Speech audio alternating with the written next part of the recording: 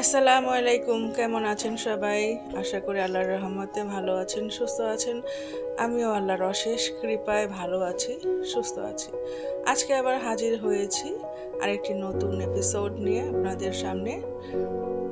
আজকে এখানে মশলা কষাচ্ছি মুরগির কলিজা আর চামড়া ভুনা করব বলে। ভালোভাবে আমি মশলাটা কষিয়ে নিচ্ছি, একটু গরম পানি দিয়ে নিলাম। ধনিয়ার গুঁড়া, জিরার গুঁড়া, রাঁধুনির গুঁড়া দিয়ে আবার একটু কষিয়ে নিচ্ছে।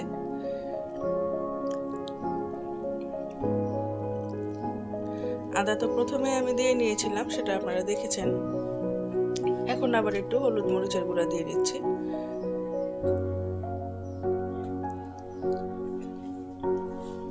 ভালোভাবে কষিয়ে নিলাম। এখন আমি একে একে মুরগির গলা, কলিজা, চামড়া এসব দিয়ে নেব। আমার ক্যামেরাম্যান, আমার ছোট্ট মেয়ে সারা, ও কিন্তু আমার সাথে দাঁড়িয়ে থেকে ছি ছি ছি, এগুলা কি রান্না করছো, এগুলা কি মানুষে খায়? গরম মশলা দিয়ে দিলাম। নানান কথা বলেই যাচ্ছে, তোমার এই ভিডিও কেউ দেখবে না, এগুলা কি মানুষে খায়, এগুলা কি মানুষের খাওয়ার জিনিস? ওর 100 কথা চলতেই আছে। আমি শুনতে রান্নাটা করে নিচ্ছি। মাঝে মাঝে দু একটা কথা আমি ওর সাথে বলে নিচ্ছি। কষানো হয়ে গিয়েছে, একটু গরম পানি দিয়ে নিলাম। এটাকে কিন্তু আমি একটু মাখা রাখবো, বেশি একটা ঝোল আমি এখানে রাখবো না। আর আমার বাচ্চারা তো এটা খাবেই না, আপনারা তো কথাগুলো শুনেই বুঝতে পারছেন।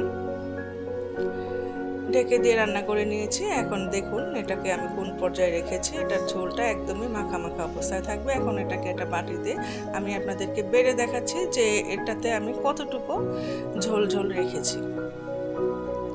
সন্ধ্যাবেলায় যখন খাওয়ার সময় আরেকবার গরম করব, তখন এটার মধ্যে আরও ঝোল কমে যাবে। এখানে আমি আমার বাচ্চাদের জন্য ডিম ভেজে নিচ্ছি, ওদেরকে ডিম রান্না করে দেব। কড়াইতে পেঁয়াজ ভেজে নিচ্ছি, সামান্য একটু লবণ দিয়ে নিলাম। একটু ভাজা হয়ে গেলে এর মধ্যে আমি আজকে একটু আদা দিয়ে নেব। সচরাচর আমি ডিমের তরকারিতে, ডিম ভুনায় আদা জিরা এগুলো ব্যবহার করি না, তবে আজকে যেহেতু আমার বাচ্চাদের জন্য এটা করব, তাই এখানে খুব অল্প পরিমাণ হলুদের গুঁড়া, মরিচের গুঁড়া দিব। এর জন্য মশলাটাকে ব্যালেন্স করার জন্য একটু আদা দিয়ে নিয়েছি। এখন ভালোভাবে কষিয়ে নেব। কষানো হয়ে গেলে এর মধ্যে আমি ডিমটা দিয়ে নেব, ভালোভাবে কষিয়ে নিই। এই পর্যায়ে যারা আমার ভিডিওটি দেখতে চলে এসেছেন, তারা একটা লাইক করে দেবেন, সাবস্ক্রাইব করে নেবেন। সামান্য একটু গরম পানি দিয়ে নিয়েছে, এটাকে এখন ভালোভাবে কষিয়ে নেব। হয়ে গেল ওটা। এখন এখানে আমি আবার মিষ্টি কুমড়া ভাজি করব, তার জন্য আবার পেঁয়াজ আর লবণ দিয়ে ভেজে নিচ্ছে। মিষ্টি কুমড়াগুলো দিয়ে নিলাম, ভালোভাবে নেড়ে চেড়ে এটাকে আমি ভাজি করে নেব। এর মধ্যে কিন্তু আমি সামান্য পরিমাণে একটু চিনি ব্যবহার করি, এটা খেতে ভালো লাগে। বেগুনটা ভেজে নিচ্ছি। ছোট মেয়েটা আবার বেগুন ভাজা খুব পছন্দ করে।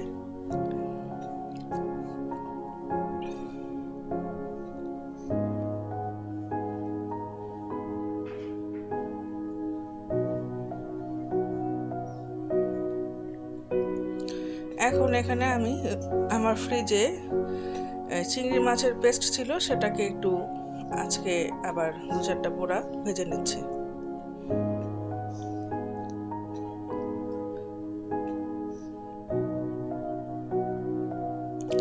এটাকে আমি উল্টে পাল্টে ভেজে নেব।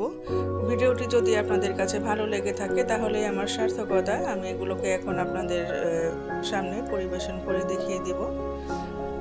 আমি অফলাইনে ডাল রান্না করে নিয়েছি, সেটাকে এখন আর আমি পরিবেশন করে দেখাচ্ছি না। দেখুন আমি অল্প সময়ে কি আজকে আয়োজন করলাম সেটাই আপনাদেরকে দেখালাম।